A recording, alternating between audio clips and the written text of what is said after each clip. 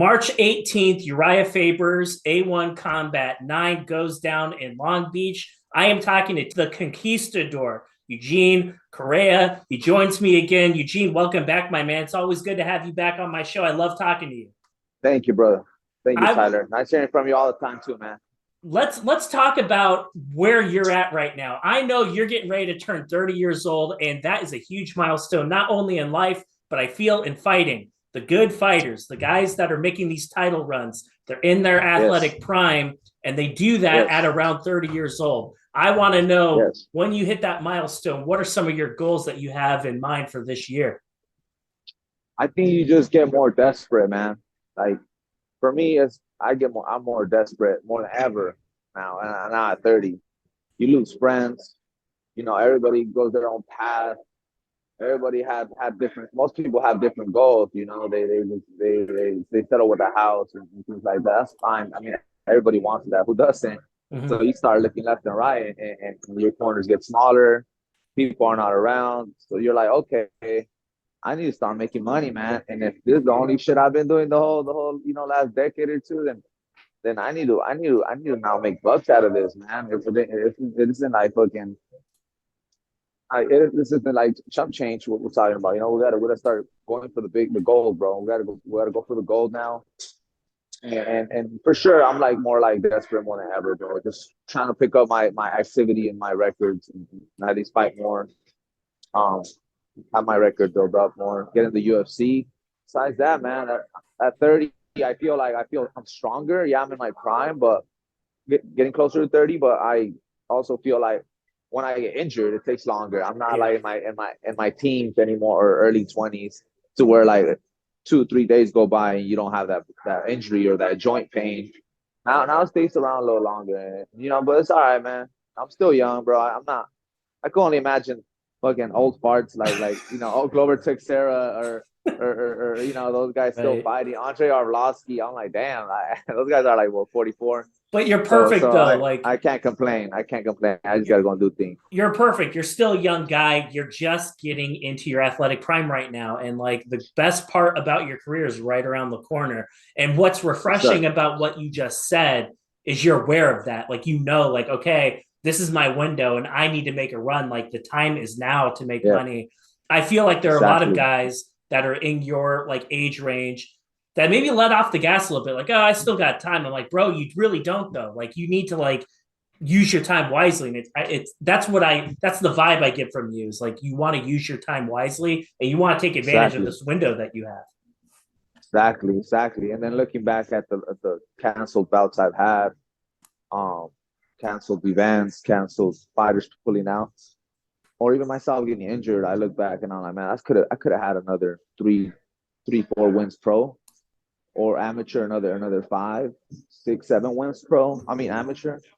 That would have made me put me in a different stage in my life right now, or with better stability and purse, guaranteeing better purse after a fight. But it's okay, man. You can only go forward, not look back.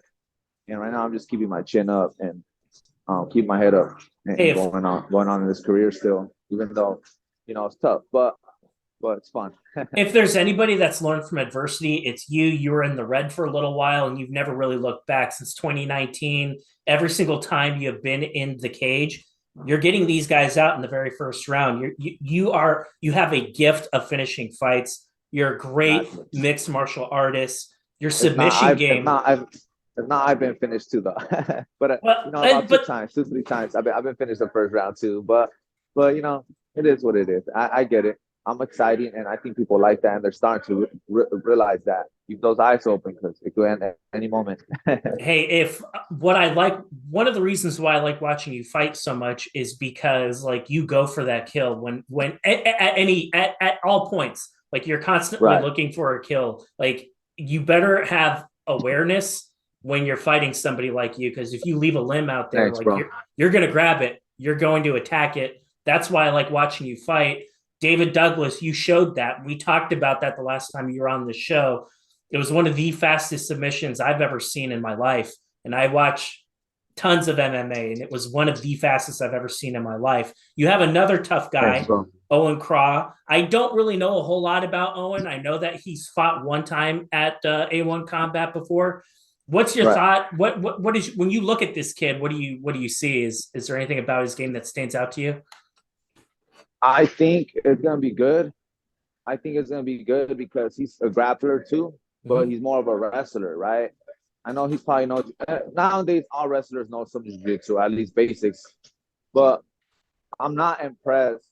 I respect, he's a true martial artist. He's been in there, high school wrestling or college, from what I heard. But I'm not impressed by who he's beat. So like Mm-hmm. he's beating these white belts and shit, beating up kids that have only got 2 3 years fighting, 2 years, 1 year training. I'm not impressed by that. He couldn't do it within seconds. You put me someone that has 1 year of training, 2 years of training, fucking around training, I'll finish them fast, bro. So the only guys I've lost to with is guys that have been training since kids or their parents, are a coach or something like that, or they got like shit. Like my Bellator bout, I had the guy I fought had 120 Muay Thai fights. I heard. So I'm not trying to be cocky or nothing, man. I'm just being straight up. I'm not scared of this guy at all. Like I'm gonna go in there and I'm still gonna do what I'm gonna do, bro. And I'm the one that's gonna pick up the notch, turn up the notch, right as soon as the bell rings, bro. It's gonna be fireworks, bro. So you and everybody needs to be ready, man. Because like I said, bro, don't blink. It might end on the top or bottom if he takes me down. Because I for sure feel like he does not have better jiu-jitsu than me. I've seen who he's beat, and there haven't been impressive grapplers.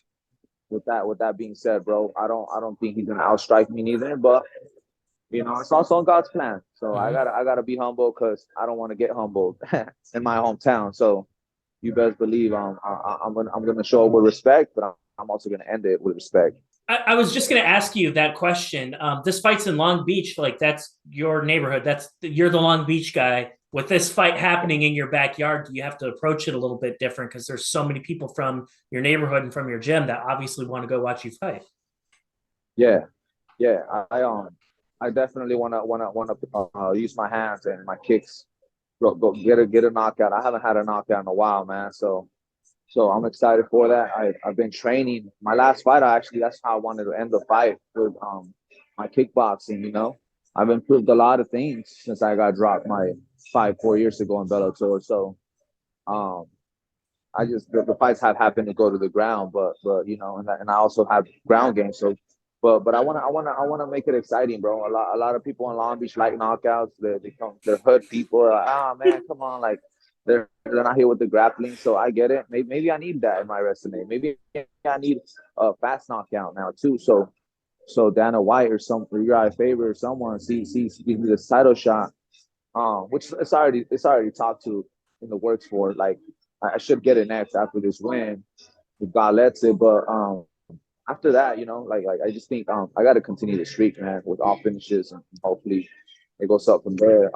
But yeah, it's not a lot. It's not a lot of pressure fighting home. I'm actually very excited, bro. It's not the first time, man. I grew up with a lot of street fights, bro. Growing up, it was pretty rough inside Long Beach or yeah, in general. So it's nothing new to me getting down to Long Beach, but I for sure want to finish it in another way that I think he's not gonna be ready for. I don't think he's faced someone like me with a Valetudo background, Muay Thai background like me, and the jiu-jitsu I have that I've been showing I have, and I'm confident that I'm gonna get him. Um, but I'm also very very humble and very respective of his wrestling and he's a fighter, man. He's a pro fighter. Like I'm not calling him a chump. I'm just letting him know how it's gonna go down, bro.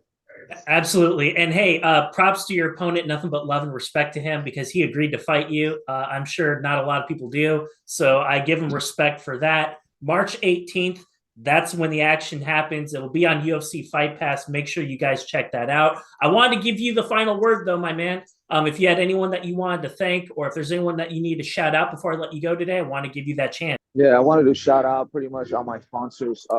I'm not gonna name them all. I gotta start classing a bit, but pretty much the gyms I've been training under right now. I've been training under Eddie Bravo's 10th Planet in downtown LA. I've been training with OCRTC in Huntington Beach, my wrestling MMA there. Long Beach Kickboxing, Long Beach Kickboxing Center, Hard Works Fitness.